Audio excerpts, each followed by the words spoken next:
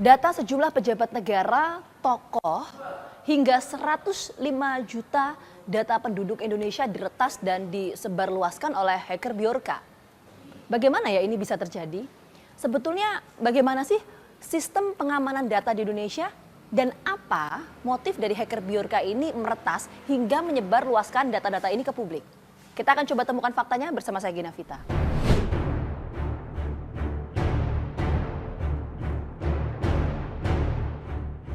Aksi serangan hacker atau pertas kembali membuat kegaduhan.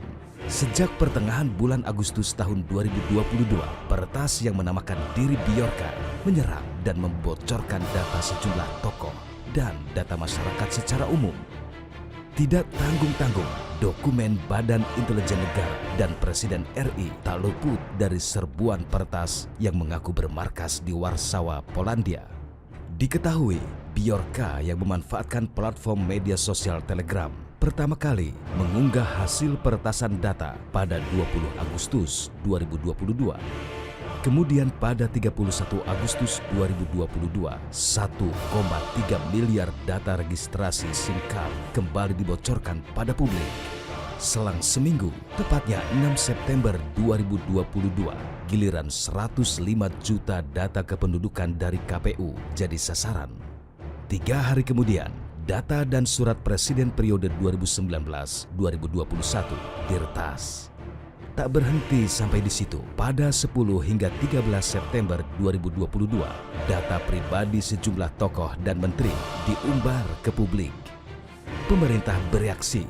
Menteri Koordinator Politik, Hukum, dan Keamanan Mahfud MD mengakui adanya kebocoran data tersebut. Meski demikian, Mahfud menyebutkan data-data yang diumbar ke publik bukanlah data baru dan tidak tergolong rahasia negara. Atau masyarakat harus tenang karena sebenarnya sampai detik ini itu belum ada rahasia negara yang bocor.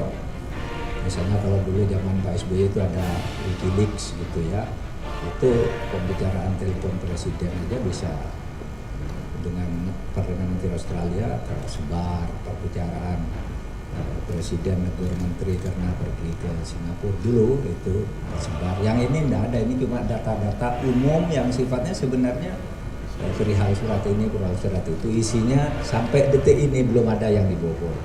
Motifnya ternyata juga gaduh-gaduh, ya, motif politik, motif ekonomi, motif jual beli gitu dan sebagainya. Sehingga juga ya motif-motif kayak gitu itu sebenarnya tidak ada yang terlalu membahayakan. Bahkan kalau dari hasil kesimpulan tadi, apa yang disebut Bjorka ini sebenarnya tidak punya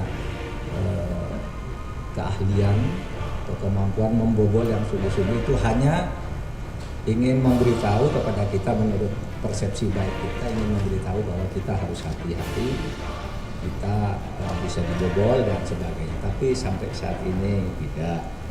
Nah, kemudian kita terus menyelidiki karena sampai sekarang ini memang gambaran pelakunya sudah teridentifikasi dengan baik oleh BIN dan Polri, tetapi belum bisa diumumkan. Gambaran siapa dan dimana itu kita sudah punya alat untuk melacak itu semua. Nah, saudara, kita membuat satgas untuk lebih berhati-hati karena dua hal. Pertama, peristiwa ini mengingatkan kita agar kita memang membangun sistem yang lebih canggih. Lalu yang kedua, dalam sebulan ke depan kira-kira itu akan ada pengundangan undang-undang perlindungan data pribadi, undang-undang. Begitu pula dengan pernyataan Kepala Badan Cyber dan Sandi Negara, Letjen Purnawirawan Hinsa Siburian. Menurutnya, sejauh ini apa yang dilakukan Bjorka tidak sampai mengganggu sistem yang ada dan masyarakat diharap tenang. Sekarang saya tanya, ada sistem elektronik yang terganggu enggak di Republik ini? Tidak ada ya. Berarti ancaman ini itu gimana Pak? kita respon. Makanya masyarakat itu kita harapkan tenang aja, ya. Tidak ada satu sistem elektronik yang diserang sementara. Sistem ya. Bicara data ini ya sudah seperti yang ada di ya, ini memang menjelaskannya lagi susah lagi. Selain itu, untuk melawan Bjorka, Presiden membentuk Emergency Response Team. Tim khusus itu terdiri dari Badan Cyber dan Sandi Negara atau BSSN, Badan Intelijen Negara atau BIN, Kemenkominfo, dan Polri. Di rapat dibicarakan bahwa memang ada data-data yang beredar ya oleh ya salah satunya oleh Bjorka ya. Tetapi data-data yang itu setelah ditelaah sementara adalah data-data yang sifatnya umum. Ya, data-data umum, bukan data-data spesifik dan bukan data-data yang terupdate sekarang. Sebagian data-data yang lama. Itu satu. Hanya tim lintas kementerian lembaga dari BSSN, Kominfo, Polri, dan BIN tentu akan berkoordinasi untuk menelaah secara dalam. Satu. Yang kedua, perlu ada emergency response team ya terkait dengan untuk menjaga data yang tata kelola data yang baik di Indonesia, untuk menjaga juga kepercayaan publik. Itu yang kedua. Jadi akan ada emergency response team dari BSSN, Kominfo, Polri, dan BIN ya untuk melakukan asesmen berikutnya.